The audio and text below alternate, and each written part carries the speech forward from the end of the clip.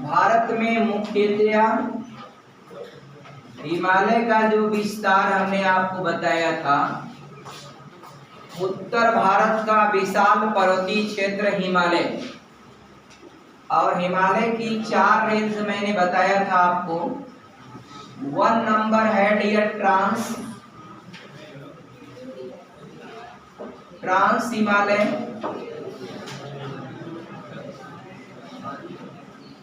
और 2 नंबर पर है डियर बृहद हिमालय।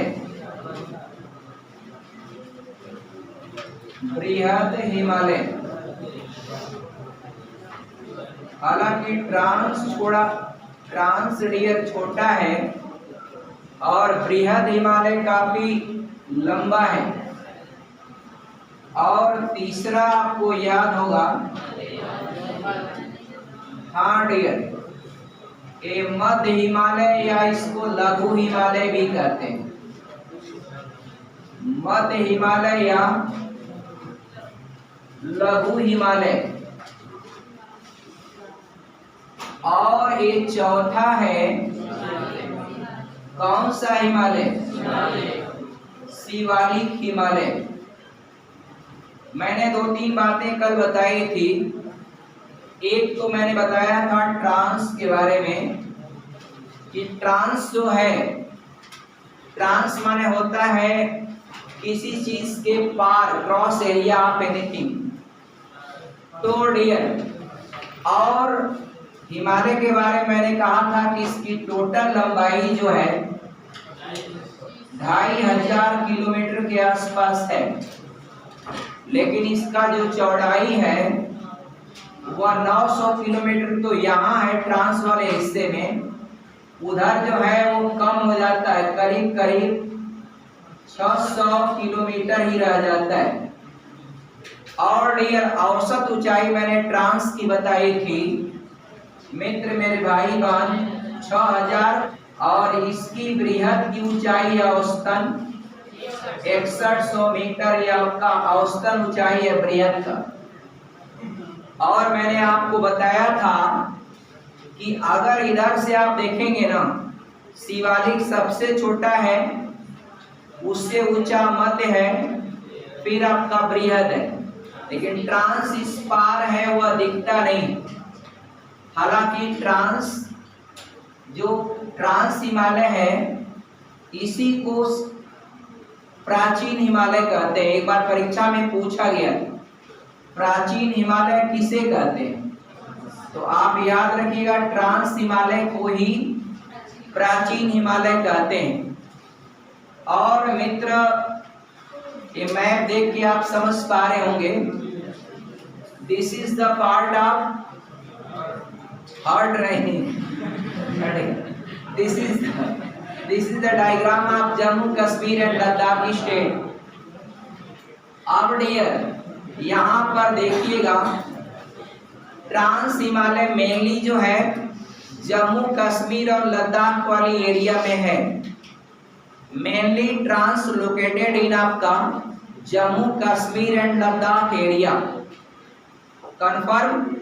और ट्रांस हिमालय का क्रिएशन 13 से 14 करोड़ साल पहले हुआ, लेकिन ये तीनों बने हैं 33 सागर से। इनका निर्माण अब से लगभग 11 करोड़ वर्ष पूर्व हुआ है।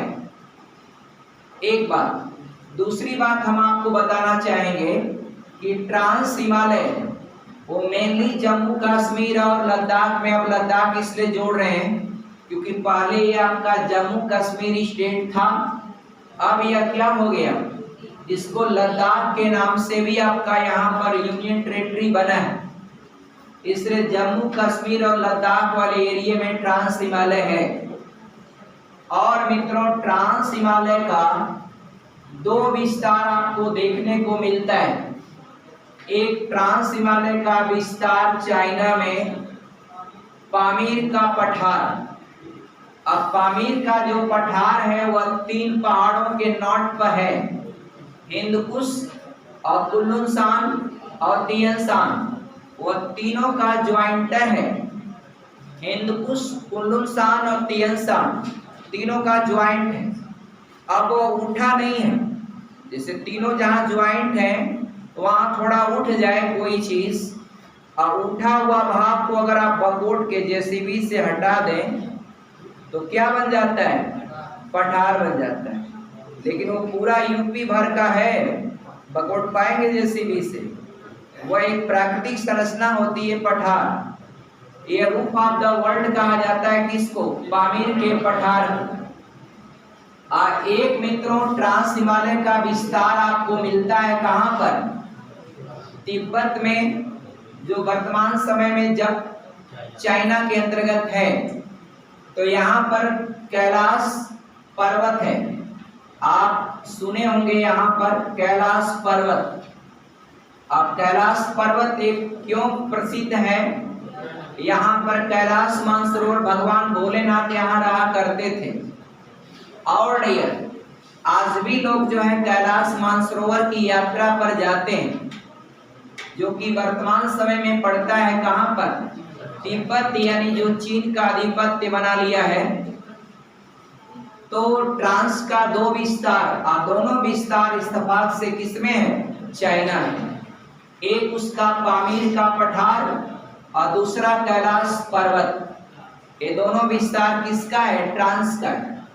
और ट्रांस की 4 पर्वत श्रेणियां हैं। एक आपका काराकोरम, दूसरा आपका लद्दाख, और तीसरा आपका जास्कर, और चौथा आपका पीर पंजाल। ये चौथा कौन है? पीर पंजाल। तो याद रहेगा, कलेजा पार, क से काराकोरम, ल से लद्दाख, जे से जास्कर और पीआर से पीर पंजाल। लेकिन एक बात मेरे ध्यान से सुनिएगा, कुछ भूगोलवेत्ता इस पीर पंजाल को ट्रांस हिमालय का हिस्सा नहीं मानते। उस भूगोलवेत्ता कहते हैं कि पीर पंजाल बृहद हिमालय का हिस्सा है। यानी अगर डियर इसमें कहा जाए कि कौन आपका ट्रांस हिमालय का हिस्सा नहीं, इन 4 श्रेणियों में अगर आपको प्रश्न आ जाए कौन ट्रांस हिमालय का हिस्सा नहीं, तो ये पीर पंजाल को आप ट्रांस हिमालय का हिस्सा न कह करके आप बृहद हिमालय का हिस्सा कह सकते हैं। लेकिन आप कहेंगे कौन इसमें सबसे ज्यादा ट्रांस है? अब कोई आदमी अगर मर जाए, कहेंगे कौन आपका इसमें 4 लोग मरे हैं, कौन ज्यादा मरा है? ये कोई बात हुई? ट्रांस में तीनों आते हैं। ट्रांस में क्या है? तीनों हैं। ये बल्कि पीर पंजाल को कुछ भूगोलवेत्ता इसको बृहद हिमालय का हिस्सा मानते हैं। और ये दोनों चोटियां बहुत ऊंचाई पर हैं। इस पर किसी भी प्रकार के जीव जंतु की जीवन को सरवाइव करने की पॉसिबिलिटी बहुत कम होती है, एक बात। दूसरी बात, यहाँ वनस्पतियां आपका बहुत कम होती, क्योंकि पूरी तरह से क्या होता है? बर्फ वाला एरिया है। पूरी तरह से बर्फ से क्या होता है? ढका होता है। आगे बढ़ लूं मैं, एक बार और सुनिए। यहाँ पर ट्रांस हिमालय में काराकोरम की 2 चोटियां आप याद रखिएगा, K2 और K4। हालांकि 75 को चोटियां हैं, नाम याद करना बहुत कठिन है, 2 ही पूछता है, K2 और K4। तो K2 को आप कहते हैं गाडविन ऑस्टिन, जिसकी ऊंचाई है 8611 8611 मीटर। जबकि K4 आपका गैसर ब्रूम है। क्या है K4 का नाम? गैसर ब्रूम। अब सुनिए डियर, K2 और K4, काराकोरम में 2 चोटियां याद रखें। चोटी समझते हैं? हाँ, K2 और K4। तो भारत में हिमालय की सबसे ऊंची चोटी और ट्रांस है ही नहीं, तो ट्रांस नहीं है तो K2 कट जाएगा। तब बृहद हिमालय का आप ऑप्शन देंगे क्या? कंचनजंगा। भारत में 3 सीरियल से याद रखिएगा, K2 सबसे ऊंचा है, लेकिन यह POK में है, पाक ऑक्युपाइड कश्मीर में। और दूसरा नंबर कंचनजंगा है, जो सिक्किम में है नेपाल के बॉर्डर पर, और तीसरा उत्तराखंड में नंदा देवी जो उत्तराखंड के चमोली जिले में है। और चमोली जिला एक लिए और प्रसिद्ध है, फूलों की घाटी कहा जाता है किसको? चमोली जिला। अब डियर 2-3 बातें और याद रखिएगा। यहाँ पर ट्रांस हिमालय का जो ग्लेशियर है, और एक बात और याद रखिएगा, लद्दाख की एक चोटी है राकापोसिया। जानते इसका क्या रिकॉर्ड है राकापोसी का? विश्व में सबसे ज्यादा ढाल वाला जो है, सबसे ज्यादा दुनिया में सीधी ढाल वाली कोई पहाड़ी चोटी है, क्या है? राकापोसी। वह लद्दाख पर्वत श्रेणी का हिस्सा है। ये आपका देखिए ऐसे, ऐसे एकदम सीधी आपका खड़ी ढाल। और यहाँ मान लीजिए आपका सपोज करिए छोटिया है, छोटुआ है, अगर ये पीछे से हुआ कर दिया ना, सीधे आपका चला नॉन स्टॉप। देख रहे हैं आप? तो सबसे ज्यादा खड़ी ढाल वाली दुनिया की अगर चोटी कोई है तो वह राकापोसी है। राकापोसी मित्रों ट्रांस हिमालय का हिस्सा है। और लद्दाख की आपका उसमें काराकोरम, कलेजा पार, काराकोरम, लद्दाख, जास्कर, पीर पंजाब। तो लद्दाख की ये चोटी है क्या? राकापोसी। यह पूरे विश्व में सबसे ज्यादा खड़ी ढाल की चोटी है। कौन? राकापोसी। 4 ग्लेशियर, एक आपका सियाचिन, ये सभी आपका ट्रांस हिमालय का हिस्सा है। तो सियाचिन, हिस्पर, कौन दूसरा? हिस्पर, बाल्टोरो आपका, ए बाल्टोरो, बाल्टोरो और बियाफो, और कौन डियर? बियाफो। ये चारों आप याद रखिएगा, ये चारों क्या हैं? ग्लेशियर है। ये चारों ग्लेशियर आपका ट्रांस हिमालय का हिस्सा है। और ग्लेशियर आप लोग जानते हैं सिंपल बर्फ के पहाड़ जो 2-2.5 करोड़ से आपका वह पिघले न हो, यानी वह एक बर्फ की चोटियां होती हैं, वह पिघलती नहीं, लेकिन उस पर खतरा तब मंडराता है जब ग्लोबल वार्मिंग बढ़ता है, तो आपका ग्लेशियर के पिघलने का खतरा उत्पन्न हो जाता है। और ग्लेशियर अगर पिघलेगा तो समुद्र के जल का जो लेयर होता है वह बढ़ जाता है। एक बृहद हिमालय, ध्यान से पढ़िएगा, कई बार आपके परीक्षाओं में पूछा था नामचा बरवा। नामचा बरवा जानते हैं हिमालय की एक ऊंची चोटी है जो अरुणाचल प्रदेश में है। इसका नाम है नामचा बरवा। नामचा बरवा ये मित्रों हिमाचल नहीं, अरुणाचल प्रदेश में। हिमाचल प्रदेश कौन बोला है? सही बताइए। अच्छा, रिकॉर्डिंग में बाद में देखूंगा। अरुणाचल प्रदेश, ये देखिएगा, अगर आपको हिमालय की या बृहद हिमालय की सब एक ऊंची चोटी सबसे पूरब में कौन है, तो पूरब में आपका नामचा बरवा। और अगर आपको पूछता है सबसे पश्चिम में बृहद हिमालय की सबसे ऊंची चोटी कौन है, नंगा पर्वत। नंगा उभार है, नहीं समझ? ये नंगा पर्वत मित्रों पाकिस्तान में, कहाँ है? पाकिस्तान में। पाकिस्तान में, पाकिस्तान में ये सब कहा जाए। और डियर इसके बाद आप इंडिया में जब आएंगे, इंडिया में नंगा पर्वत के बाद 3 चोटियां बृहद हिमालय का याद रखिएगा। एक आपका बंदर पूंछ, एक कौन बंदर पूंछ, और दूसरा कामेत, और इसके बाद तीसरा क्या नाम है डियर? नंदा देवी। क्या है? नंदा देवी। जरा ध्यान दीजिएगा, ये तीनों जो है ना मित्रों यूके में है। यूनाइटेड किंगडम मत समझिएगा, यूके मतलब उत्तराखंड। उत्तराखंड की गाड़ियों का जो नंबर होता है वह यूके लिख के आता है, छोड़िए उत्तराखंड ही लिख देते हैं, कंफ्यूज जाएंगे। उत्तराखंड में बृहद हिमालय की 3 चोटियां आपको याद रखना है। देखिए, नंगा पर्वत, बंदर पूंछ, कामेत और नंदा देवी। इसके बाद मित्रों एक बात और जानिएगा, बंदर पूंछ और आपका कामेत के बीच में बहुत सारी आपका चोटियां हैं जिसको आपको याद रखना चाहिए।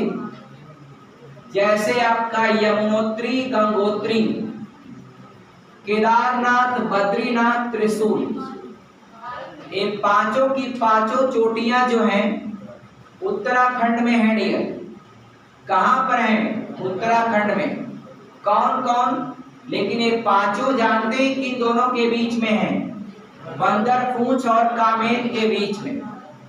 ये बृहद हिमालय की ऊंची चोटियां हैं, ये सब नॉर्मल है डियर, नॉर्मल है। आप जानते हैं गंगोत्री, यमुनोत्री, केदारनाथ, बद्रीनाथ, त्रिशूल। एक गंगोत्री यमुनोत्री तो 2 नदियों के उद्गम के लिए फेमस है।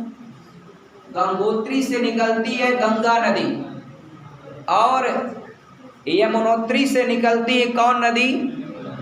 यमुना नदी। और केदारनाथ और बद्रीनाथ एक तीर्थ स्थल है भगवान भोलेनाथ शिव का, ये दोनों तीर्थ स्थल है। एक त्रिशूल भी है। ये सब आपका एक धार्मिक स्थान है डियर, जिसको लोग 4 धाम यात्रा पर जाते हैं। 4 धाम में इन्हीं को शामिल कर लिया जाता है डियर। और डियर इसके बाद नंदा देवी, यह हिंदुस्तान की तीसरी सबसे ऊंची चोटी है। अब याद रहेगा, पहली बार बृहद हिमालय या हिमालय का सबसे पश्चिम में जो चोटी है वह नंगा पर्वत है। नंगा पर्वत सबसे पश्चिम में है बृहद हिमालय का। इसके बाद डियर बंदर पूंछ, ये उत्तराखंड में है। कामेत उत्तराखंड में, नंदा देवी उत्तराखंड में। इसके बाद शुरू हो जाता है क्या? नेपाल।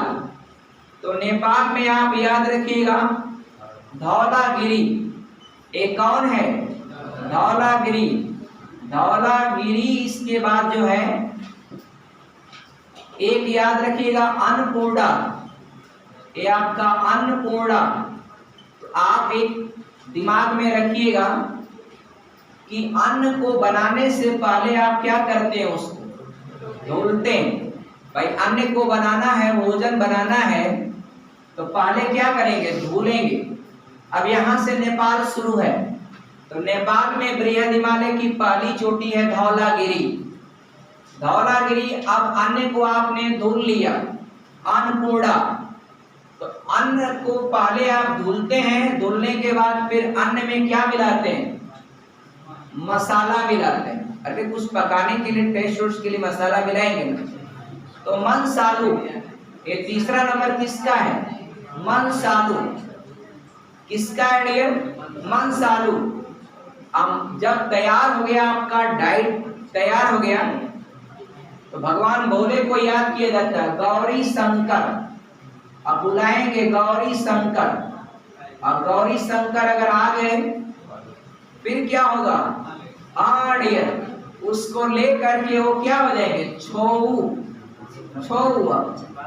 ये आपका छऊ जो है, यानी आपका हुआ क्या हो गया? छू मंत्र खत्म। इसके बाद अगर छऊ के बाद आगे बढ़ेंगे तो आपका दुनिया की सबसे ऊंची चोटी मिलेगी कौन? ये माउंट एवरेस्ट। कौन सा? Mount Everest. अब माउंट एवरेस्ट के बाद एक ही चोटी बचती,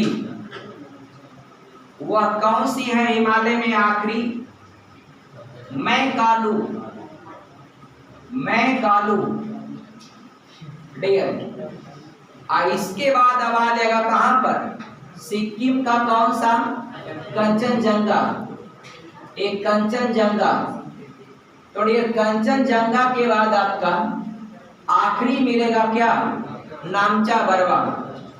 अब कभी कभी आपको क्या करेगा, बड़े बड़े एग्जामों में आपको चार्ट दे के आपका कहेगा लीजिए मिला लीजिए पूरब से पश्चिम तरफ, आपका दिमाग आपका फिर तुरंत आपका वहां गड़बड़ हो जाएगा। मित्रों याद रखिएगा, बृहद हिमालय की सबसे पश्चिमी जो चोटी है नंगा पर्वत, सबसे पूर्वी बृहद हिमालय की चोटी नामचा बरवा।